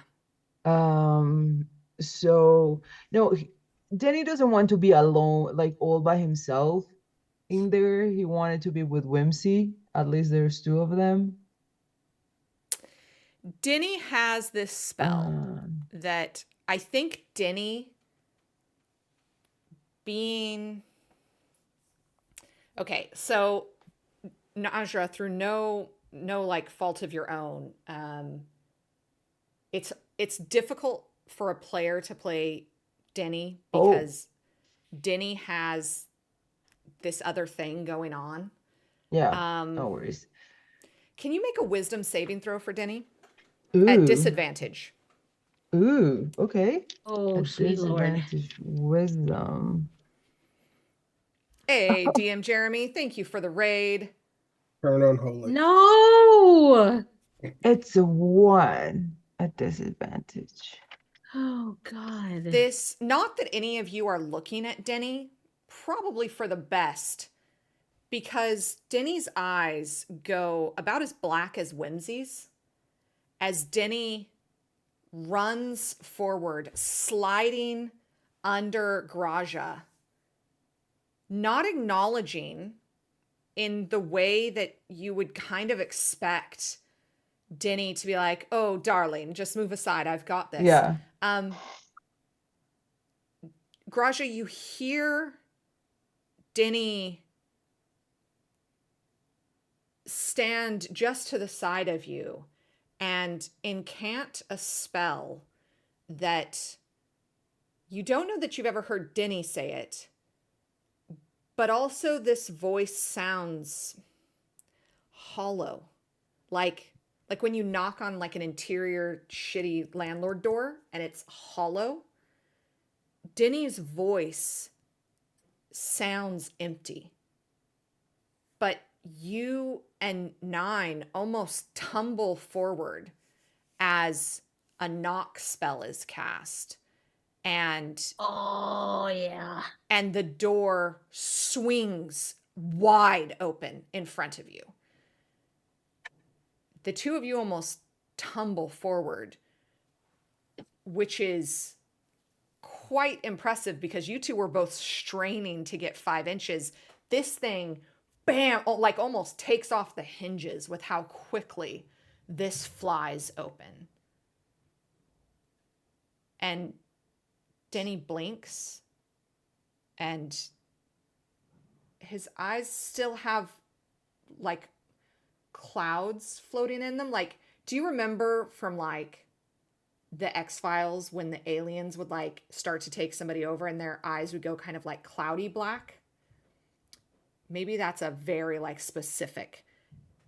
It looks like clouds on a dark night just kind of floating over the irises and pupils of Denny as it starts to kind of dissipate. Najra, what else? Does Denny have any bonus actions or? Yeah, so now, Danny, after that, it's gonna be like, okay, everyone, party started, and it's gonna give him a little inspiration to Graja 9, Jart, and Ferdinand. Graja Sorry, 9, Graja 9, Graja 9, Jart, Jart, Ferdinand, one more. Ferdinand, and can he do it on himself? Um, It says 5 creatures you can see. No, I don't think it's himself. So on to our little Randy. probably to Droop. Yeah, to Droop. So So yeah, all 5 gain 8 temporary hit points. So make sure you take that really quickly. Oh, I'll sweet. pop Okay. those on to Droop. and And you can all move you right can now. all immediately take your reaction. If you want to use your reaction now, you can take your reaction to move up to your speed now. So Yeah, let I want to me definitely do that. So let's see when these doors open.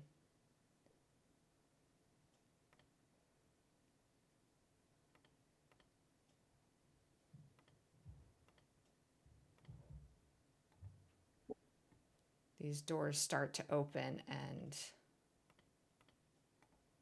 you can start to see in to this dark interior. Stairs to the right and left curve up, and then there is some kind of like wall almost. Ooh, ooh, ooh, ooh. There is this kind of wall. Let me make sure that you guys can see it better. Straight ahead with openings that go to both the left and right beyond that. So we'll go kind of in order of who can move first. Jart, you gonna move? Yeah, I'm gonna move all the way. Sorry, I'm gonna move all the way here, knowing You're gonna that. go up and around. Yeah. Okay.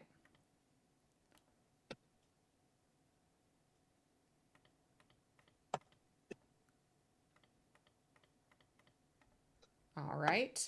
And Whimsy, did you get temp HP? No, No. no one could. No, Couldn't see because him. she couldn't see him. Danny couldn't see him. Ferdinand can move if Ferdinand chooses. Ferdinand will also rush in and up the other side of the stairs. Okay, meeting Whimsy almost on the other side. So Whimsy's at the top of these stairs Yeah. and that are curving up. Now Najra is up there. Ferdinand is up there. 9, move up to your speed if you'd like to take your reaction. I think Nine's just gonna stay at the door and survey the situation. He's not gonna use his reaction yet. He has Okay. to survey this area before he runs in here. Okay, Graja? Yes, I am going to move. I'm going to go.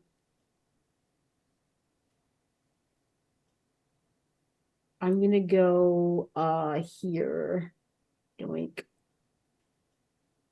Kind of right And up. just right up on the goblin there, so that Jart and I are kind of descending. So going up, so the goblin is up this like rounded Oh, staircase. right, they're up. Okay. So to get up there, you can like shimmy, like you and Jart are gonna be on this, like it's a cramped area. Not saying that you can't, but you're gonna be kind of like right behind Jart.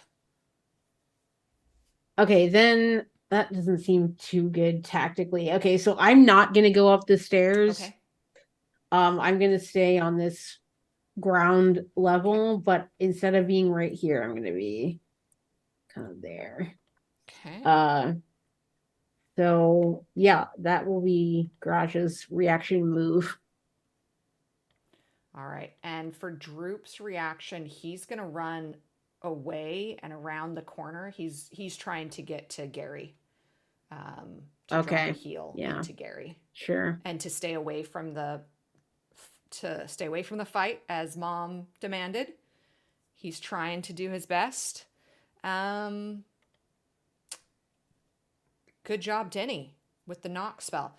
And everybody got to move to use their reaction. Beautiful. And it's Droop's turn. So he's going to finish the run over to Gary and drop a I'm guessing what? it's gonna have to be another first level cure wounds, I think. Okay.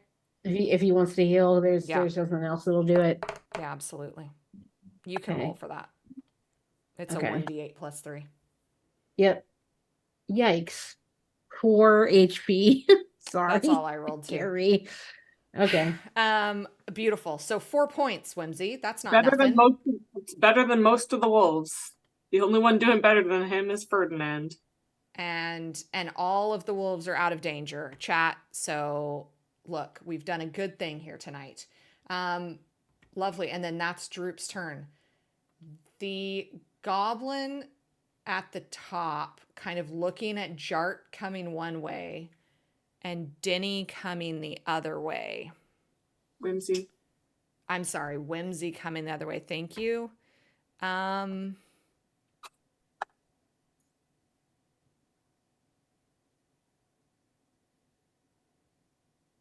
Who does he feel more danger from?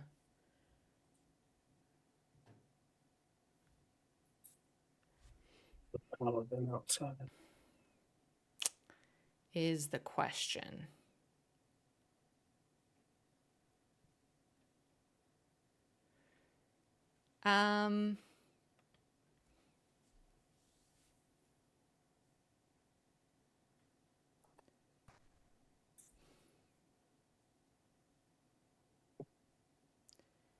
I think Whimsy, just because he doesn't know that the whip wasn't Whimsy, and then Whimsy suddenly appeared, right? Like, as far as he knows, like, he didn't know that Jart was up there.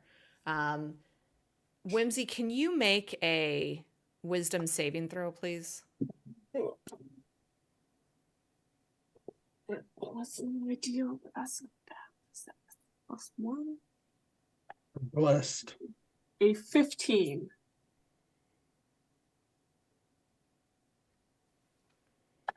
You're blessed if you need it. Oh, I'm blessed. What does blessed do? D4. Gives you an D4? extra D4. We'll take it. Where's my other D6? Oh, it's just hiding. 15 plus 3. 18.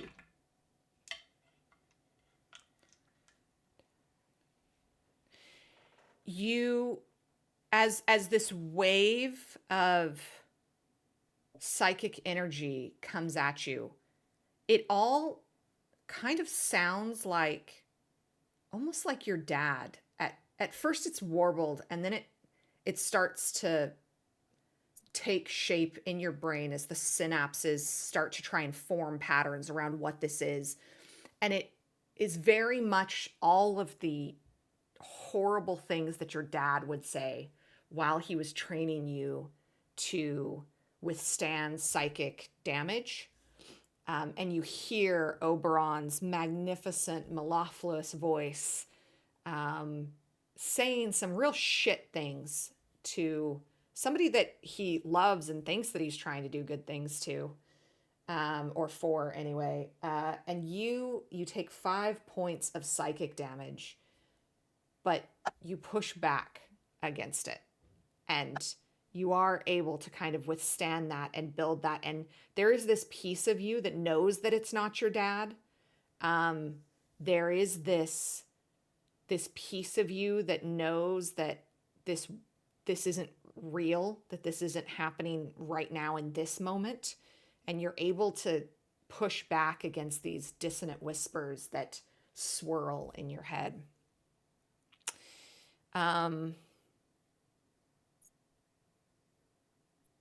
But the other goblin is right next to you, and he is not fucking happy with you.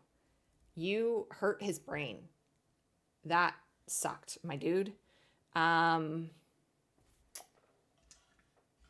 he is dying, and he is desperate. the ooze issuing out from the crack in his cranial like soft tissue because the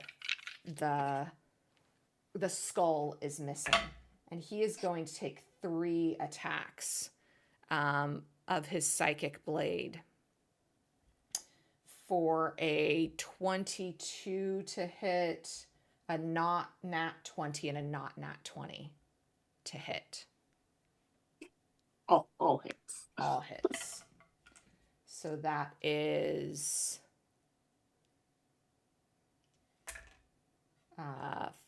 5 plus 4, 9, 11 plus 4, 15, and 4 plus 4, 8.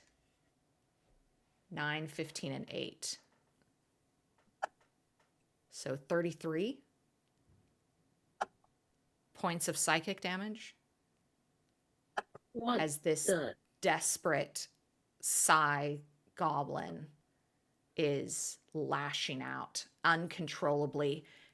Every hit that attacks you, more like ichor splashes out of the hole in his head. The pulsing of his brain you can see at the very thin, tissuey, papery skin. Sorry, gruesome warning. Listen, Yeah, I am gonna say Hellish Rebuke. go for it, Hellish Rebuke.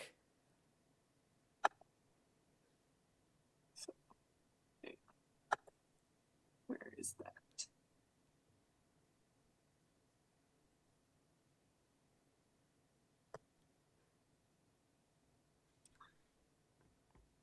Sorry. And then Graja, you're on deck.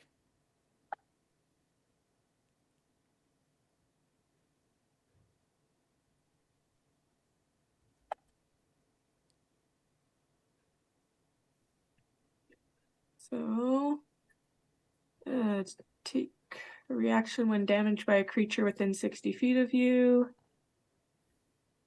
Yeah, Whimsy just casually points at him and pretty much bounces back at him. Just smacks his forehead. Right in the soft spot. It's all Right in soft the spot, crack in the Sean. cranium. Right. And it's my spell list. Couldn't all just be in one spot. As you Yeah, that's 3d10 bouncing back at him. So we'll see. don't biff this. Look, man. I'll do what the digital dice tell me because I clicked them before I realized I have actual people dice today. Could be better, could be worse. 7. It's more than what you needed. Good. As you push back this overwhelming rage, what does this look like for Whimsy? What does Hellish Rebuke look or sound like? Well, technically, it's supposed to look like As the Fire first damage. kill of season 3, what does this look like for Whimsy? What is it supposed to look like? And then I'll decide.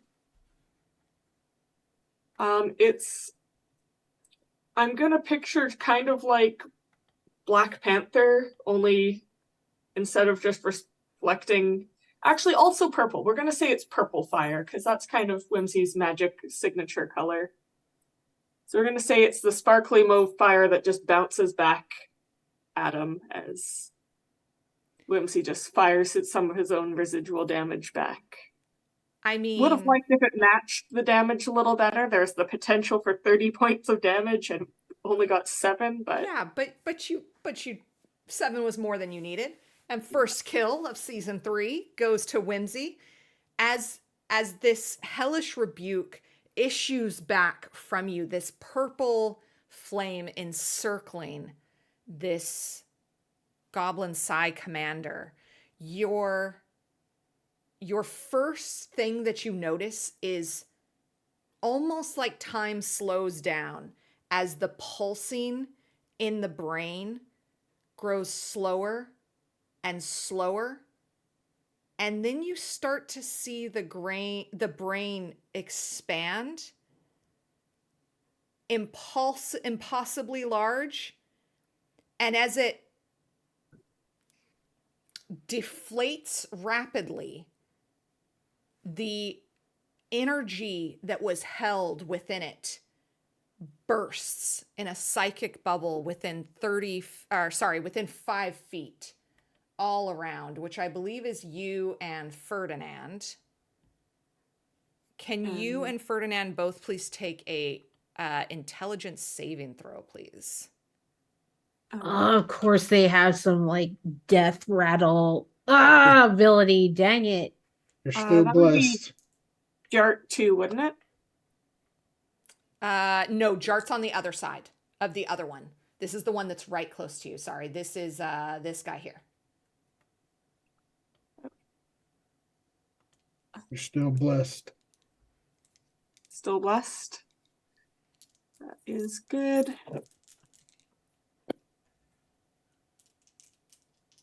Intelligence saving throw. Unnatural 20 for Whimsy. And a 17 for Ferdinand. And it's a good thing that you both managed to kind of throw up this shield at the same time. You know, dogs and wolves and animals of all kind of sense an earthquake before it happens. And Ferdinand kind of scrambles his way back down the stairs just enough for this mental burst to avoid him. Your hellish rebuke still encircles him, which I think gives you this extra wave of protection as the flames die down from the overwhelming kind of psychic energy of this before this creature, this cursed thing, lays dead before you. Najra, can you have Jart give me a perception check? Okay, perception. Okay, that's kind of good. Perception. That's an 18.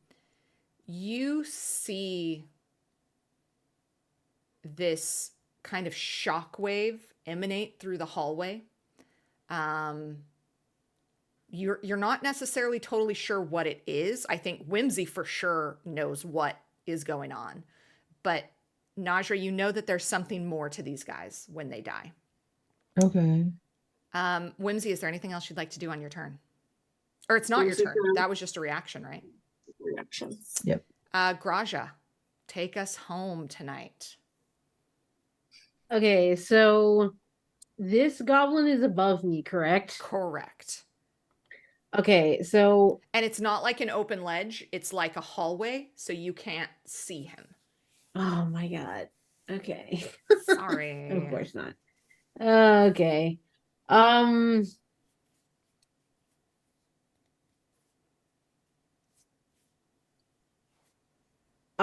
is it since Jart is presumably already up there, do I have a clearer path to just like get up by this goblin or?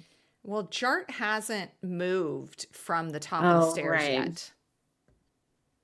Okay, this is just a really unfortunate bottleneck for a melee fighter. Okay. And You're I in can't see him this. from the ground either. No, Oh man, you're I in don't. this kind of vestibule area. This very dim blue light, not unlike what you had seen, almost kind of like a bioluminescent light that for a moment kind of takes you back to that day Jart died and you guys were in that cave. There is this Yeah. dim blue light that bathes the outpost's very humid interior. The second that those doors went open, you didn't feel it at first, but now that you're in here, it's just Florida outside. It's just awful.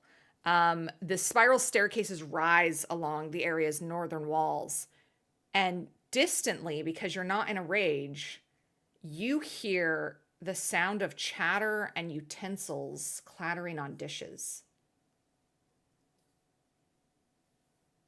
Okay, so I think Graja understanding the surroundings a little bit better now that she's inside, as much as she wants to absolutely ice that goblin above her, she's like Jart's got it. It's okay. I've got to make a different kind of move. So I think she's actually going to just use her movement to go sneak a little further in. So I do want to be stealthy about this. I know it's not my forte, but she wants to be kind of sneak and go to the right here. Give me a stealth check. Sure.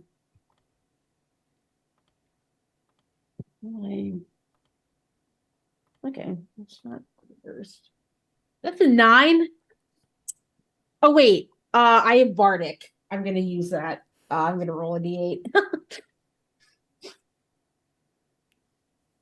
Okay, so that'll be a 13 then. 13. Look, you come around this corner and immediately see that you're in looking at what is essentially kind of like a mess hall, a canteen, a cafeteria area. And Oh God. looking basically straight at you is like, you know, when you're like scrolling through TikTok and like video of like a fucking jacked kangaroo shows up, like kangaroos are already, you know, swole as shit, but then there's those ones that are just full bros. That is essentially what this little goblin dude is that's looking at you. This is Droop if Droop got into the steroid game. This dude is like can't put his arms down, so jacked. He has the meats, you might say. He he has a lot of protein, a lot of Beef. creatine shakes. Beef. And he is looking mano y mano, eye to eye with you. Um, I mean, 3 feet shorter, but sure. Yeah. you know. Fuck these goblins. That's all I have to say. So I'm gonna just bring my axe down on this motherfucker's head. How about that? Okay. So be it. Sweet. Okay. I am going to pop my frenzy now. I think Garaja, upon seeing this like room full of targets, she's like, ah, so she finally harnesses all that she's been feeling up until this point. So that's my bonus action to Okay. rage. So let me just you guys look at the map and I'm going to like highlight a couple of these guys because they're not all Okay. the same. Okay? Okay. So this dude is Joey Swole, okay? Great. Not that you saw the guys above, but this one is glowing green. Okay, So more bad. like the guys that were above. The Gotta rest kill him of immediately. them are just goblins. Oh, interesting. Okay, so yeah, I'm going for Joey Swole. Get it. Okay. So we got Steve in chat says Graja has entered into what we like to call a target-rich environment. that's about the side of it. Okay, that's gonna be a 21 to hit. Yeah, it hits. Okay, and just for the viewers at home, Graja has a new axe. And so Garaja brings this axe. It's kind of this awesome mixture of like rustic and elegant with some like red, maybe not precious gems, but some like semi-precious gems. But the wood has this kind of darker red hue to it. And so she brings this thing up above her head and smacks down. And then we're going to see what the damage looks like here. Yikes. Okay, so that's 10 for my first attack. Mm-hmm. And then and you said frenzied, right? So you get 3 attacks.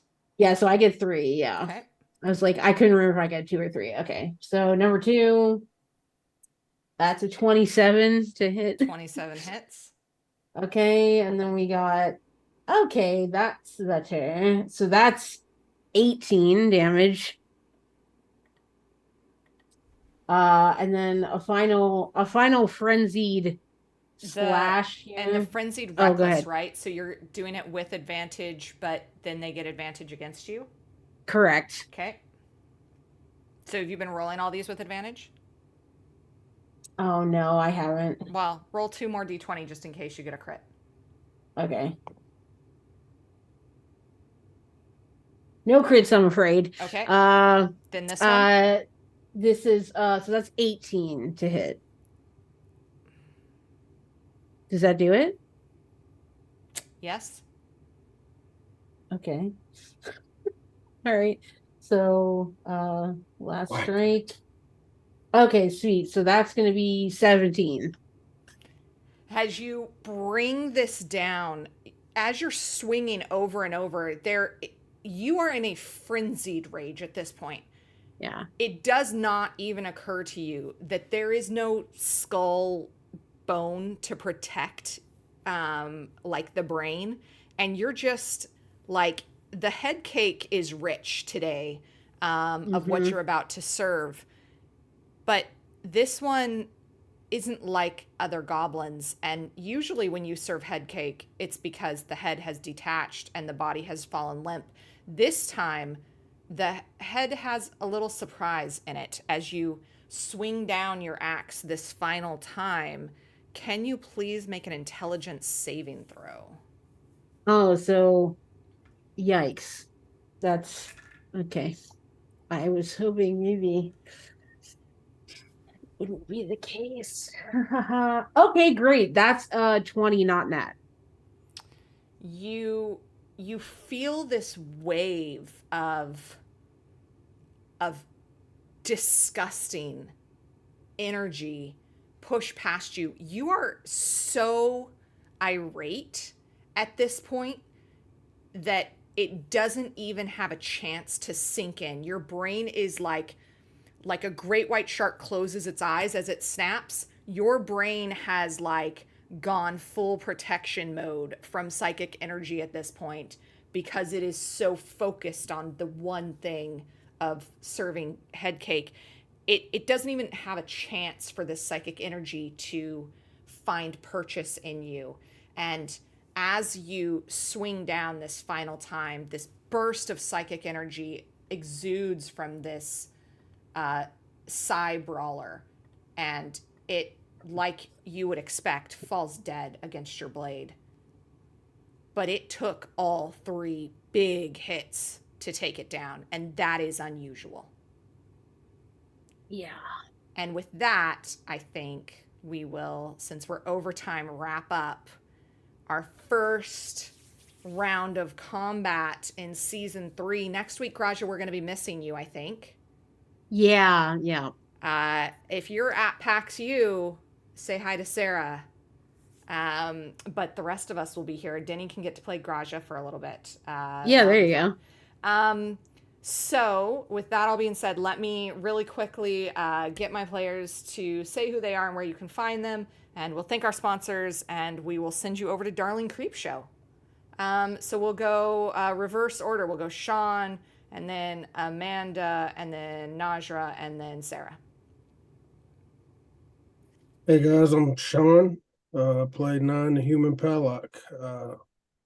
You can find me here on Phandalin by Night on Sundays, and I'm acting foolish on most social medias.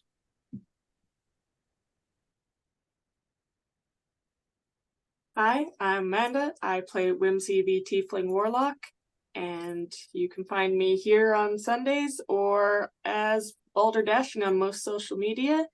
And I am just very glad that Whimsy didn't lose any of his good boys today, and a little proud that he got the first kill of the season. Went full John Wick on that guy. And Najra? Hi everyone, I'm Najra. I have a little business called Najra Creations where I make costumes and custom fashion work. So go there, give it a look if you like it. And you can find me just here on Sundays. and on the Mimics and Misfits YouTube for previous seasons of other shows. And hope to see you here next Sunday. And Sarah. Hey, my name's Sarah. I played Graja. Thanks once again to Orc Style for the awesome tusks. You can find me as MC Diabetes on social media. I'm part of Martlet Games. We have a great catalog of AP shows, especially if you like Vampire the Masquerade, 10 Candles, and all manner of other kinds of horror. I can be seen on various channels, both running and playing. Mostly in the past, Phandalin's my current active show here. You can check out pretty much most stuff on YouTube, and then the Vancouver by Night Delve into Darkness, previous vampire game that we ran for quite a few years. You can check me in that one in a nice big playlist there on the Vancouver by Night YouTube. Other than that, yeah, great first combat episode. Happy to be here. Thanks. And I've been your Dungeon Mistress, Sarah. You can find me here at Phandalin by Night.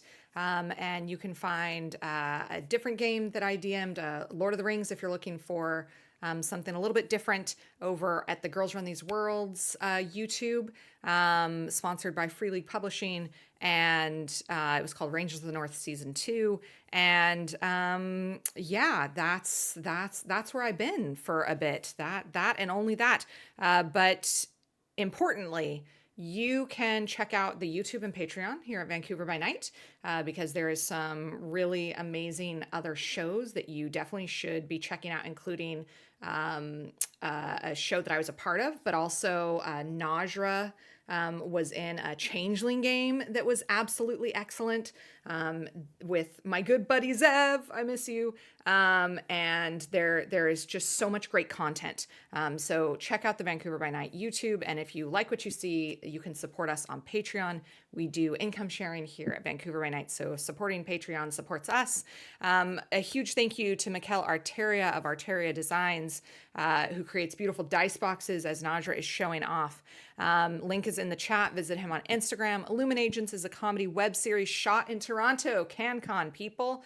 You can watch season 1, which includes a musical finale episode for free on Sika TV. Orc.style is where Sarah got her tusks. They've so graciously provided those tusks to us. They are an adult fantasy fetish fashion brand for all of you orc-loving monster huggers out there. Orc.style is where you find that. I already saw the chat go up. Martlet Games, as Sarah said, we can't shout them out enough. The collective TTRPG veterans that are ready to do work for you if you're ready to do some stuff. They can do tabletop RPG development and actual play production. They contribute to Storyteller Vault titles, and then they sponsor channels like us. So huge thank you to our partners at Martlet Games. Thank you to Steve and Joe here at Vancouver by Night for giving us this wonderful place to play every week. Thank you to everybody who rated us tonight. We so appreciate you, those of you, especially those of you who stuck around, and for those of you who were in chat the entire time. It was so good to see you all. We are live. We are we might be the only live production on Vancouver by Night. We do a lot of pre-recorded stuff for safety here, but our show is live, so it's always great to check out you guys in chat. And thank you guys for not spoiling what was behind the doors and on the map, because my players couldn't see it. So thank you again to everybody who raided. We're going to go raid Darling Creep Show and continue this love fest on a Sunday night. And we will catch you all next week with a lot of fighting and hopefully no death. On No our side. promises. Good night, everybody. We'll see you next week.